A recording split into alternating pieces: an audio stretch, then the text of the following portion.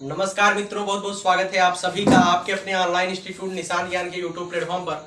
मैं नितिन उपाध्याय आपका स्वागत करता हूं, अभिनंदन करता हूं आज के अपने इस एपिसोड में। आज मैं जो है आप लोगों के सामने, आप लोग समझ रहे होंगे मैं किस वीडियो को लेकर के आपके सामने लगातार उपस्थित हो रहा हूँ। और यह भी वीडियो जो है दिल्ली पुलिस कांस्टेबल के प्रीवियस ईयर पेपर पर आधारित वीडियो होगा। इस वीडियो में हम जो है मैथ के 15 उन क्वेश्चनों की चर्चा करेंगे जो 6 दिसंबर 2017 को दिल्ली पुलिस कांस्टेबल की परीक्षा में पूछे गए हैं। ठीक है, तो उम्मीद करता हूं ये सब चीजें आपको पसंद आ रही होंगी। अगर पसंद आ रही हैं तो वीडियो को लाइक जरूर करके जाइएगा। आप लोग वीडियो देख लेते हैं लेकिन वीडियो को लाइक नहीं करते, आप लोग लाइक जरूर करिएगा। और अगर हमारा यह प्रयास आपको अच्छा लग रहा हो, आपको हमारी जरूरत हो, कहीं ना कहीं आपके लिए, आपके जीवन में मार्गदर्शन का काम हम कर पा रहे हो, प्रयास तो कर रहे हैं, बाकी अगर कर पा रहे हो तो चैनल को सब्सक्राइब करके हमसे जुड़ सकते हैं और अपने दोस्तों तक इसे आप शेयर भी कर दीजिए, जिससे उन्हें भी पता चले कि दिल्ली पुलिस कांस्टेबल में किस लेवल का पेपर आएगा। पढ़ाई आपका उद्देश्य नहीं होना चाहिए, पढ़ते तो सब हैं लेकिन थोड़ा सा स्मार्ट वर्क करके आपको नौकरी ले लेनी है, वर्दी का सपना आपको पूरा कर लेना है। ठीक है, चलिए आज के इस सेशन को शुरू करने से पहले मैं आपसे एक चीज बताता हूं। मैं जो है पिछले कुछ दिनों से लगातार दिल्ली पुलिस कांस्टेबल को लेकर के कंसंट्रेट हूं, आपको लगातार वीडियो प्रोवाइड कराने का मैं भरसक प्रयास कर रहा हूं। मेरे अंदर जितना सामर्थ्य है मैं अकेले आपके सामने उतना अधिक तरीके से आपकी सेवा करना एकदम अच्छे से शुरू कर दिया हूं। चलिए स्मार्ट यहाँ बोर्ड पर जो है क्वेश्चन लगेंगे और क्वेश्चन को देखिएगा। एक क्वेश्चन मैंने आपको बताया 6 दिसंबर 2017 तृतीय पाली का पेपर है। ठीक है, चलिए सबसे पहला क्वेश्चन है 2 की घात n बराबर √32। तो n की वैल्यू आपसे पूछी गई, किसकी वैल्यू? n की वैल्यू आपसे पूछी गई। बहुत ही आसान क्वेश्चन है लेकिन कुछ बच्चे इसमें भी गलती कर देते हैं। चलिए मैं बताता हूं, 2 की घात n बराबर है, इसे √32 को देखिएगा, जब रूट लिखा गया है, रूट को हमेशा घात में जब कन्वर्ट करते हैं तो घात को हमेशा 1/2 लिखते हैं। इसे हम कहेंगे 32 की घात 1/2 लिखा गया है। अगर √5 है तो इसे हम कहेंगे 5 की घात 1/2 लिखा गया है। अब यहां पर देखिएगा, अगर 5 के आगे 3 लिखा गया है, 3 लिखा गया है, ठीक है, और बीच में 5 लिखा गया है तो 5 की घात 1/3 लिखेंगे। इसे तो आप आसानी से समझ गए होंगे। ठीक है, अगर 5 के आगे यहां पर 4 लिखा गया है, हम इसे 5 की घात 1/4 लिखेंगे। ठीक है, तो उम्मीद करता हूं ये चीजें आपको समझ में आ रही होंगी। ठीक है, कुछ बच्चे यहां पर गलती क्या करेंगे, 32 को डायरेक्टली 2 की घात 5 लिख देंगे। 2 की घात 5 का मान होता है 32। 2 गुणे 2 गुणे 2 गुणे 2 गुणे 2, जब इसकी गुणा करेंगे 2 दूनी 4, दूनी 8, दूनी 16, दूनी 32 हो जाएगा। ठीक है, इसे तो आप समझ ही रहे होंगे। इसी तरीके से हम यहां पर 2 की घात n बराबर लिखेंगे 2 की घात 5 की घात 1/2 लिखेंगे।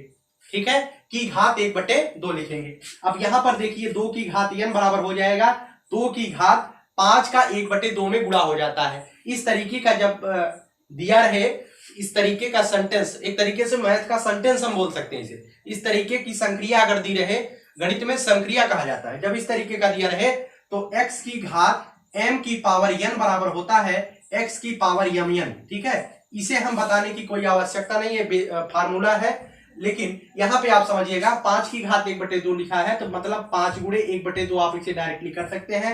2 की घात n बराबर हो जाएगा 2 की घात 5/2। ठीक है, ये 2 की घात 5/2। अब यहां पर आधार बराबर है तो आप घातांकों की तुलना कर सकते हैं। घातांकों की तुलना करने पर n की वैल्यू आपके सामने 5/2 निकल करके सामने आती है। ठीक है, इसका जो राइट आंसर है फ्रेंड्स वो है ऑप्शन नंबर ए। ठीक है, तो उम्मीद करता हूं ये चीजें आपको समझ में आ गई होंगी, किस तरीके से इसकी घात 1/2 लगाया गया है और किस तरीके से हम इसकी घात 1/3, 1/4, 1/5 लगाते हैं। चलिए चलते हैं अगले क्वेश्चन की तरफ। आपके सामने अगला क्वेश्चन है, क्वेश्चन को देखिएगा और आसानी से करने का प्रयास करिएगा। अगला क्वेश्चन है 12 + 13 + 14 प्लस प्लस 20, इसका मान आपसे पूछा गया है। ठीक है, 12 से लेकर के 20 तक, कितना? 12 से लेकर के 20 तक की संख्याओं का मान आपसे पूछा गया है। ठीक है, चलिए मैं आपको बताता हूं। आपने एक फार्मूला पढ़ा होगा, प्रथम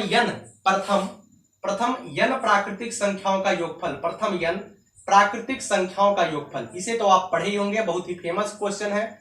प्राकृतिक संख्याओं का योगफल आपने पढ़ा होगा n इंटू एन प्लस 1/2, इसे आपने पढ़ा है। ठीक है, अगर हम ध्यान से सुनिएगा, अगर हम 1 से लेकर के 20 तक, इसे सुनिएगा, 1 से लेकर के 20 तक के संख्याओं का योगफल एक बार निकाल लें और उसमें से 1 से लेकर के 11 तक के योगफल को अगर हम माइनस कर देते हैं, यहां पर माइनस का चिन्ह है, अगर हम माइनस कर देंगे तो 12 से लेकर के 20 तक का योगफल हमें पता चल जाएगा कि नहीं पता चल जाएगा? आप कहेंगे हाँ भैया हमें पता चल जाएगा। तो 1 से लेकर के सबसे पहले 20 तक की प्राकृतिक संख्याओं का योगफल हम निकाल लेते हैं। बिल्कुल बेसिक से हम आपको सवाल को लेकर चलते हैं और बिल्कुल बेसिक से ही आपको समझना है, इसी तरीके से आपको समझ में भी आएगा। 1 से 20 तक की प्राकृतिक संख्याओं का योगफल, n की वैल्यू हमेशा 20 लिखेंगे। 20 गुणे 20 धन 1 का मतलब होता है 21/2, 2 दहा में 20, 21 दहा में 210, अर्थात 1 से लेकर के 20 तक की संख्याओं का योगफल कितना आ गया? 210 आ गया। अब हमें क्या करना है? 1 से लेकर के 11 तक का योगफल हमें ज्ञात करना है। 1 से 11 तक की प्राकृतिक संख्याओं का योगफल हम इसमें से घटाएंगे। इसके पहले 1, 1, 2, 3 इस तरीके से दिया होगा, प्लस 11 तक आया होगा। अब 11 को इसमें से घटा देंगे 1 से 11 तक, तभी ना उसका योग आएगा। समझ रहे होंगे इसे? 1 से 11 तक 11 गुणे 12/2 हो जाएगा। यही इसका फार्मूला भी यही लगाएंगे। तो 2 छक्का 12, 11 छक्का 66 आ गया। अब डायरेक्टली आप 210 में से 66 को घटा दीजिए। 10 में से 6 गया 4, यहां बचा 10, 10 में से 6 गया 4, ठीक है, यहां बचा 1, 144। ठीक है, यहां पर जो इसका राइट आंसर है, राइट आंसर आपको नहीं मिल रहा होगा क्योंकि हमने जो है यहां पर 30 वहां पर लिखा गया था, हमने जो है 20 ले लिया है, इसी वजह से राइट आंसर नहीं मिल रहा होगा। लेकिन मैंने जिस तरीके से सवाल को बताया है उस सवाल को समझने का प्रयास करिएगा। यहां पर अगर 30 रहेगा तो हम 1 से 30 तक की संख्याओं का योगफल निकालेंगे। ये जान लीजिएगा, एक तरीके से मैंने आपको अलग ही सवाल बता दिया है। इसी के माध्यम से आप सवाल को चलते हैं अगले क्वेश्चन की तरफ। अगला क्वेश्चन आपके सामने दिया गया है, बिल्कुल योग ज्ञात करना है। योग क्या ज्ञात करना है? मैंने यहां पर देख रहा हूं 3 सही 1/2 धन 3 सही 1/2 धन 5 सही 1/6 धन 5 सही 1/6 धन 7 सही 1/12 धन, उसके बाद है 9 सही 1/20, 9 सही 1/20। यही आपसे मान पूछा गया है। बिल्कुल ही आसान क्वेश्चन है। 3 दूना 6, 1 7/2, 6 पंचे 30, 1 31/6 धन 12 सत्ते 84, 1 85/12 धन 20 नौया 180, 1 181/20। अब यहाँ पर 2, 6, 12 और 20 का आप एलसीएम ले लीजिए। इसका आप एलसीएम लेंगे तो कितना प्राप्त होगा? आप समझ रहे होंगे, इसका एलसीएम लेंगे 60 प्राप्त होगा। कितना होगा? 60 प्राप्त होगा। ठीक है, अब 2 से 60 को भाग करेंगे, 2 3 60, 30 सत्ते 210 हो जाएगा। उसके बाद 6 दहा में 60, 10 से इसकी गुणा करेंगे 310 हो जाएगा। 12 25 60, 5 से इसकी गुणा करेंगे, 5 5 25 का 5 हासिल 2, 5 8 40 2 42। उसके बाद 20 3 60, 3 से इसकी गुणा करेंगे, 3 1 3, 3 8 24 का 4 हासिल 2, 3 1 3 2 5। ठीक है, अब 210 310 425 543 को हम ऐड कर लेंगे। ऐड करने का नियम क्या है? ऐड करने का नियम ये है कि हम इकाई के स्थान को जोड़ेंगे, उसके बाद दहाई के स्थान को जोड़ेंगे। 0 0 0 0 0 5 3 8 इकाई के स्थान पर लिख दिए। फिर 4 2 6, 6 1 7, 7 1 8, फिर 8 हो गया। उसके बाद हम 5 4 9, 9 3 11, 9 3 12 होता है, 12 2 14, 1488/60 हो गया। ठीक है, अब हम इसे जो है 4 से काट सकते हैं। 4 से काट दीजिए, 4 15 60, 4 3 12, 2 आ गया, 4 7 28, 4 दूनी 8 हो गया।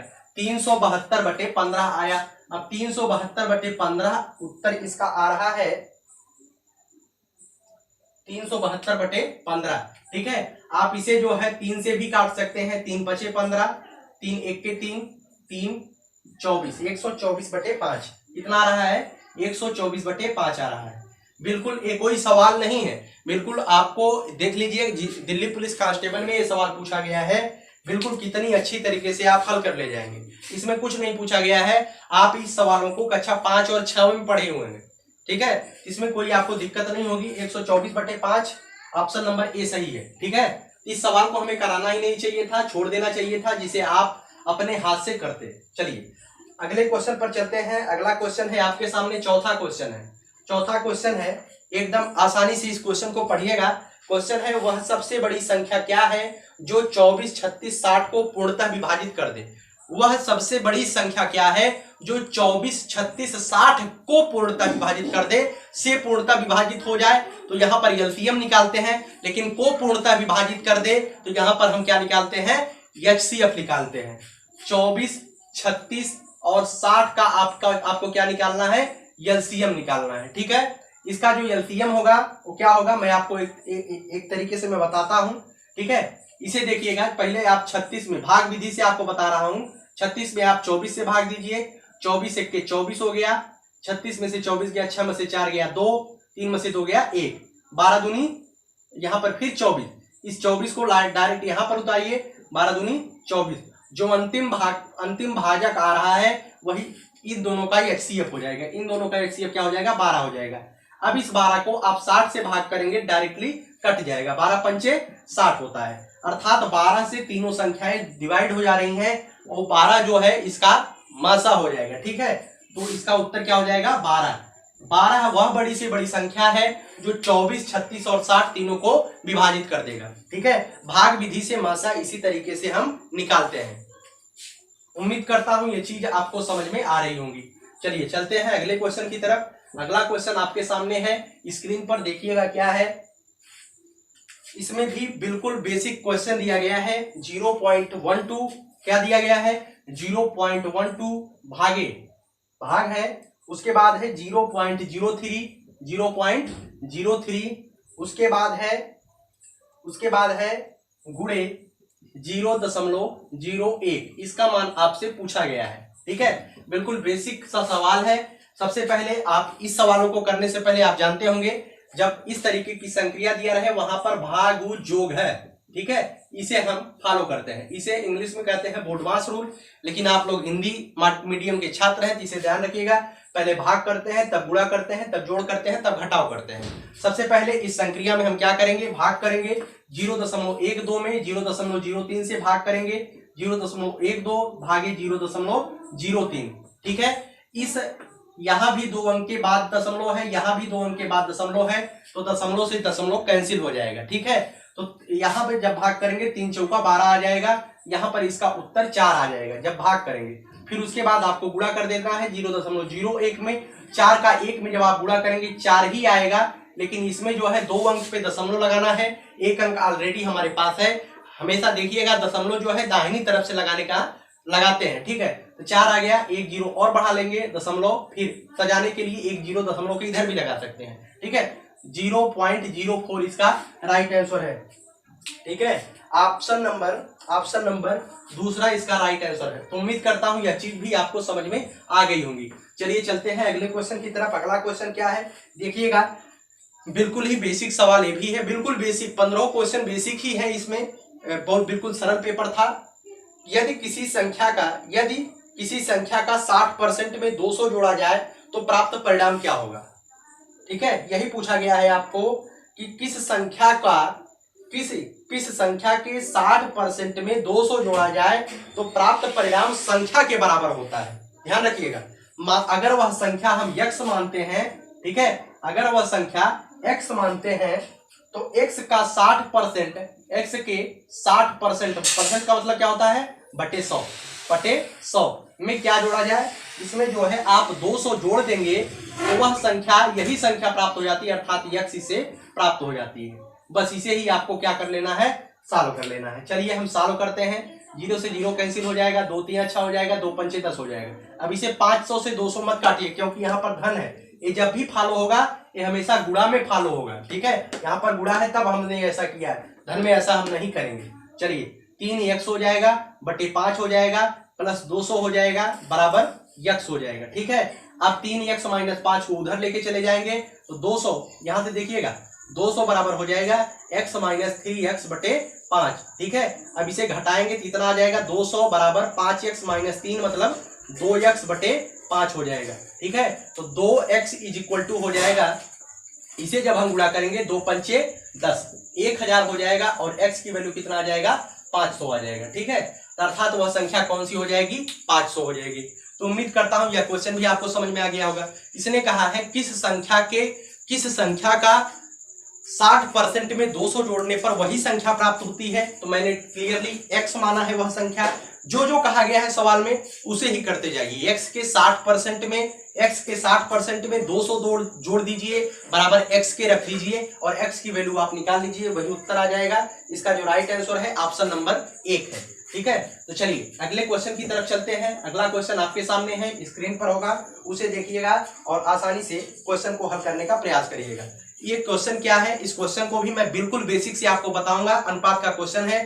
ठीक है, देखिए एक मिश्रण में एल्कोहल तथा जल का अनुपात, एक मिश्रण है, इसमें जो है एक एल्कोहल है और एक जल है। ठीक है, एल्कोहल और वाटर है, इसका जो अनुपात है वो कितने का दिया गया है, 1:5 का अनुपात दिया गया है।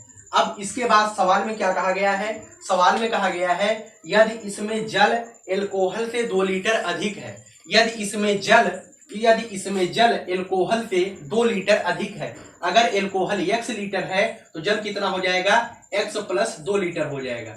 यदि इसमें जल एल्कोहल से, अर्थात एल्कोहल हमें नहीं मालूम है, एल्कोहल हम x मानेंगे, एल्कोहल से 2 लीटर अधिक है अर्थात x + 2 कर देंगे। ठीक है, तो उसके बाद कहा गया है तो मिश्रण में जल की मात्रा बताइए। तो मिश्रण में जल की मात्रा बताना है हमें। x की वैल्यू मतलब एल्कोहल की मात्रा पता चल गई, माने हैं हम, वही मतलब x है और बटे x + 2 कर देंगे। ठीक है, यही इसका अनुपात है, एल्कोहल और जल, और ये अनुपात बराबर दिया है 1/5 के। ठीक है, अनुपात का मतलब होता है जैसे 1:2 दिया है, इसे हम लिखेंगे 1/2। इतना तो आप सब कुछ जानते होंगे। x + 2 बराबर 1/5 हो गया। अब इसे ही सॉल्व कर लेंगे, 5x तिर्यक गुणा करेंगे, 5x बराबर हो जाएगा x + 2। 5x में से x को घटाएंगे तो आ जाएगा 4x बराबर 2। x बराबर आ जाएगा 2/4, मतलब 2 × 1 = 2 दूनी 4। x की वैल्यू कितनी आ गई, 1/2 अर्थात आधा लीटर। ठीक है, एल्कोहल की मात्रा कितनी है, आधा लीटर है। और इसमें अगर जल की मात्रा पूछा जाएगा तो इसमें 2 जोड़ दीजिए, जल की मात्रा आपको पता चल जाएगी। 1 धन 2 दूनी 4, 1 धन 4/2 हो जाएगा। ठीक है, 4 × 1 = 5/2, मतलब कितना आ जाएगा, 2.5 लीटर। कितना आ जाएगा, 2.5 लीटर आ जाएगा। तो उम्मीद करता हूं ये चीजें आपको दिख रही होंगी। ठीक है, इसमें जो जल की मात्रा आ जाएगी कितनी आ जाएगी, 2.5 लीटर आ जाएगी।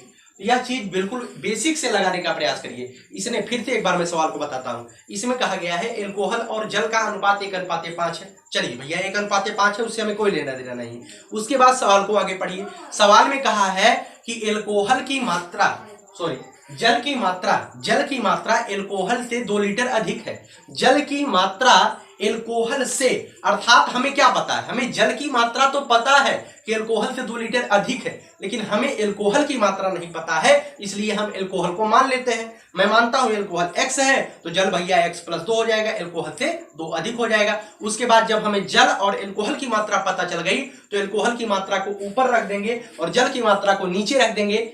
उसके बाद उसका अनुपात लिख देंगे 1/5। ठीक है, उसके बाद हल करके x की वैल्यू निकाल करके जल और एल्कोहल की मात्रा पता कर लेंगे। ठीक है, तो उम्मीद करता हूं सवाल आपको समझ में आ गया होगा। चलिए चलते हैं अगले क्वेश्चन की तरफ। अगला क्वेश्चन है 5 के प्रथम 12 अपवर्तों का औसत क्या है। यही आपसे क्वेश्चन पूछा गया है। 5 के प्रथम 12 अपवर्त, सबसे पहले आप बताइए 5 के प्रथम 12 अपवर्त। ठीक है, इसमें जो है क्वेश्चन जो है बाइलैंग्वेज है, तो आप समझ रहे होंगे अपवर्त का मतलब क्या होता है। वहां पे दिया गया है मल्टीपल। अपवर्त का मतलब क्या होता है, मल्टीपल्स होता है। ठीक है, तो 5 का पहला हो जाएगा 5 हो जाएगा, 1 तो 5 दूना 10 हो जाएगा, 1 5 3 15, 5 चौक 20, 5 5 25, 5 छक 30, 5 6 30। ठीक है, 5 7 35, 5 8 5 7 35, 40 45, ठीक है, 50 55 60। ये 5 के 12 अपवर्त हो गए अर्थात मल्टीपल्स हो गए। अब इसने कहा है इसका हमें क्या निकाल लेना है, इसका हमें निकाल लेना है औसत। क्या निकालना है, औसत निकालना है। ठीक है, सबसे पहले औसत बराबर क्या होता है, औसत बराबर होता है पदों का योग बटे पदों की संख्या। अब हमें अगर इस तरीके से निकालना पड़े 5 10 15 20 25 30 35 40 45 55 60 को जोड़ेंगे तो थोड़ा सा लेंदी हो जाएगा, बड़ा हो जाएगा। तो हम एक चीज करते हैं 5 को कॉमन ले लेते हैं और बीच में लिख देते हैं 5 1 5 धन 2 धन 3 धन 4 धन डाट डाट डाट 12 आ जाएगा। ठीक है, 5 को कॉमन ले लेंगे तो 1 धन 2 धन 3 धन 4 धन इस तरीके से आ जाएगा। और इसका औसत निकालना है। पदों का योग तो ऊपर हो गया, पदों का योग ऊपर हो गया। औसत बराबर होता है पदों का योग बटे पदों की संख्या, मतलब संख्या कितनी है पदों की, 12 है। अब यहां पर देखिएगा 5, अब 1 से लेकर के 12 तक का ही केवल आपको योगफल निकालना है। तो प्रथम n संख्याओं का योगफल आप जानते होंगे 12 गुणे 13 बटे 2 होता है। ठीक है, बटे कितना होता है, 2 होता है। ठीक है, उसके बाद क्या है, पूरे का बटे 12 है। ठीक है, पूरे का बटे 12 है। तो ये 2 कहां पर चला आएगा, यहां चला आएगा। ठीक है, ये 2 12 के साथ आ जाएगा। उसके बाद 12 से 12 कैंसिल हो जाएगा, 13 पचे 65, 65 बटे 2, 65 बटे 2 का मतलब कितना है, 65 बटे 2 का मतलब है 32 दूना 64, 32.5। ठीक है, 32.5, इसका औसत कितना आ जाएगा, 32.5 आ जाएगा। तो उम्मीद करता हूं यह चीज आपको समझ में आ गई होगी। चलिए एक बार पुनः मैं आपको ये चीज समझा देता हूं। इसने कहा है 5 के प्रथम 12 अपवर्त्यों का औसत आपको बताना है। तो 5 के प्रथम 12 मैंने मल्टीपल से लिख दिया 5 से 60 तक। उसके बाद 5 औसत बराबर होता है पदों का योग बटे पदों की संख्या। पदों का योग अब 5 12 5 10 15 जोड़ेंगे, थोड़ा सा लेंदी हो जाएगा, इस वजह से मैंने यहाँ पे 5 कॉमन ले लिया, 1 धन 2 धन 12। अब हम जानते हैं एक प्रथम n प्राकृतिक संख्याओं का योग अर्थात 1 से 12 तक के प्राकृतिक संख्याओं का योग हम जानते हैं। तो यहाँ पर n+1 बटे 2 होता है। ठीक है, तो 5 गुणे 12 गुणे 13 बटे 2 हो जाएगा। और जब 2 को नीचे 12 है तो बटे के नीचे वाला बटे नीचे चला आता है, इसे आप जान रहे होंगे। जैसे देखिए मैं एक चीज आपको बताता हूं, 1 बटे 2 भागे 3 दिया गया है। 1 बटे 2 बटे 3 का मतलब है 1 बटे 2 भागे 3। अब ये कैसे आता है नीचे, मैं आपको एक चीज बताता हूं। यहाँ पर इसका मतलब है 1 बटे 2 भागे 3, इसका मतलब कितना है, 1 बटे 2 भागे 3 इसका मतलब है। आप देखिएगा 1 बटे 2 हमने बचपन में पढ़ा था, 1 बटे 2 भाग की जगह पर गुणा का निशान लगाते हैं। 3 का मतलब है 3 बटे 1। ठीक है, तो गुणा की निशान लगाने के बाद और जो अगला वाला पद होता है उसे क्या कर देते हैं, बदल देते हैं, पलट देते हैं, 1 बटे 3 हो जाता है। ठीक है, तो इसी वजह से देखिएगा, इसी वजह से 2 जो है 3 के साथ चला आता है। मैं आपको एक चीज और क्लियर कर दूं, अगर यहाँ पर 1 बटे 2 बटे 4 बटे 5 दिया गया है, इसे हम सही बटा में किस तरीके से एक ही भिन्न बनाएंगे, तो इसे ध्यान रखिएगा, बाहर के पद का बाहर गुणा कर लेंगे, उसे अंश की ओर लिख देंगे। ठीक है, तो 1 पंचे 5 हो जाता है और 4 का 2 में गुणा कर लेते हैं, 4 दूनी 8 हो जाएगा। इसका मान कितना आ जाएगा, 5 बटे 8 आ जाएगा। ठीक है, तो उम्मीद करता हूं जो आपका बेसिक थोड़ा सा प्रॉब्लम होगा वह भी समाप्त हो चुका होगा। ठीक है, चलिए चलते हैं अगले क्वेश्चन की तरफ। अगला क्वेश्चन आपके सामने है, देखिएगा क्या है। क्वेश्चन है आपके सामने,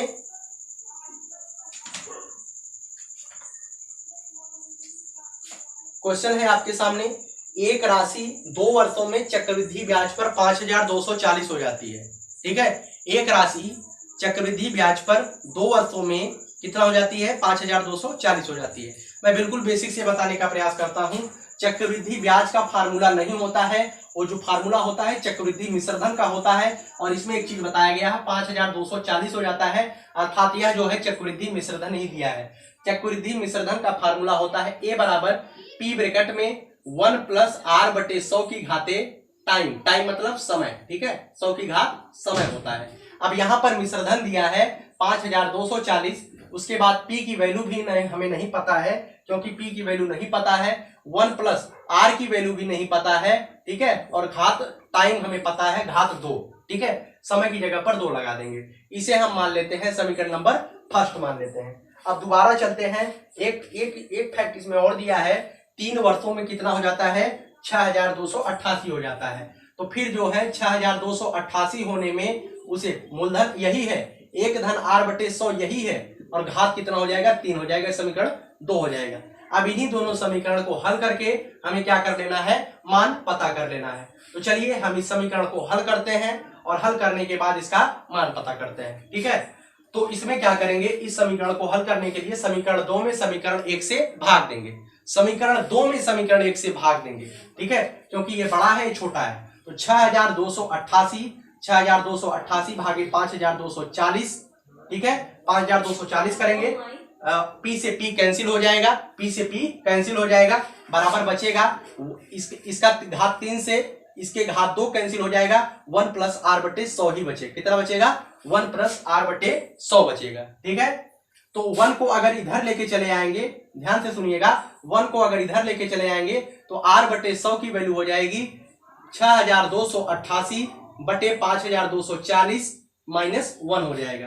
तो आर बटे 100 की वैल्यू हो जाएगी 6288 माइनस 5240 बटे 5240। अब 6288 में से 5240 आपको क्या करना है? घटा देना है। ठीक है, तो घटाइए, 8 आ गया, यहां पर 8 में से 4 गया, 4 आ गया, यहां पर 2 में से 2 गया, 0 आ गया, 6 में से 5 गया, 1 आ गया, 1048 आ गया इसका मान। तो अर्थात आर बटे 100 की वैल्यू कितनी है? 1048 बटे 5240 आ गया। ठीक है, अब इसे हल करने का प्रयास करते हैं। इसे हल कर दीजिए, आर की वैल्यू कितनी आ जाएगी? आर की वैल्यू आ जाएगी 1048 गुणे 100 बटे 5240। ठीक है, 5240। अब इसे कर दीजिए, 0 से 0 कैंसिल हो जाएगा, 524 का 2 में गुणा करेंगे तो 1048 आ जाएगा। आर की वैल्यू कितनी आ जाएगी? 10 दूना 20% आ जाएगी। पूछा क्या गया है? पूछा गया है तो दर ही पूछा गया है, तो आपके सामने दर पता चल गया। दर कितना है? 20% है। तो उम्मीद करता हूं यह सवाल भी आपको बिल्कुल बेसिक से समझाने का मैंने प्रयत्न किया है और आपको आसानी से समझ में आ गया होगा। चक्रवृद्धि ब्याज का फार्मूला नहीं पता है हमें, चक्रवृद्धि मिश्रधन का फार्मूला है, और ये जो 5240 6240 होता है, अर्थात ये चक्रवृद्धि मिश्रधन ही दिया है, अर्थात इसमें ब्याज इंक्लूडेड है, ब्याज जुड़ करके चक्रवृद्धि मिश्रधन होता है। चक्रवृद्धि मिश्रधन का फार्मूला होता है, अर्थात मिश्रधन बराबर ही होता है मूलधन धन ब्याज होता है। ठीक है, तो उम्मीद करता हूं यह सवाल आपको समझ में आ गया होगा। चलिए चलते हैं अगले क्वेश्चन की तरफ। अगला क्वेश्चन आपके सामने क्या है, स्क्रीन पर देखिएगा और बहुत ही इत्मीनान पूर्वक सवाल को हल करने का प्रयास करिएगा। सवाल है, एक विक्रेता एक वस्तु को 1400 रुपए में खरीदता है। कितने में खरीदता है भैया? 1400 रुपए में खरीदता है। उसके बाद जो है 20% लाभ कमाने के लिए वस्तु का विक्रय मूल्य कितना होगा? अर्थात 1400 रुपए में खरीद करके 20% लाभ पर बेचता है तो 120% उसे पूरा, मतलब कि उसे जब क्रय मूल्य से हम विक्रय मूल्य निकालते हैं तो लाभ होता है तो ऊपर हम जोड़ते हैं, हानि होता है घटाते हैं। अगर यहाँ पर 20% की हानि होती तो हम 80% डायरेक्टली निकाल लेते हैं। ठीक है, अगर 20% का लाभ हो रहा है तो 120% निकाल लेंगे। ठीक है, या तो 1400 का 20% निकालिए, उसके बाद आप 1400 में जोड़ दीजिए, बात वही हुआ। उसके बाद इसे बटे 100 है, 100 से कर दीजिए, 0 से 0 कैंसिल, 0 से 0 12, 0 आ गया, 12 चौक 48 का 8 हासिल 4, 12 के 12 4 16, कितना आ गया? 1680 रुपया। ठीक है, ये कोई सवाल नहीं है, बिल्कुल ही बेसिक सवाल है। ये सवाल पता नहीं कैसे दिल्ली पुलिस कांस्टेबल में पूछा जाता है। ठीक है, तो उम्मीद करता हूं यह सवाल आपको समझ में आ गया होगा। Option number 30।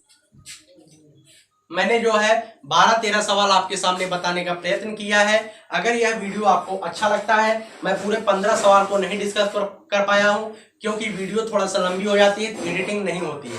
अभी मैं काइन मास्टर से एडिटिंग कर रहा हूं तो एडिटिंग नहीं हो पाती है, इस वजह से यहीं पर हमें वीडियो को क्लोज करना पड़ेगा। ठीक है, अगर आपको वीडियो पसंद आती है तो वीडियो को लाइक करके हमारा मोटिवेशन करिए और अपने चैनल को सब्सक्राइब करके अपने फैमिली को बड़ा कीजिए, जिससे ज्यादा से ज्यादा लोगों तक इसका सपोर्ट जाए। ठीक है, इसी के साथ सेशन को समाप्त करता हूं। जय हिंद, जय भारत।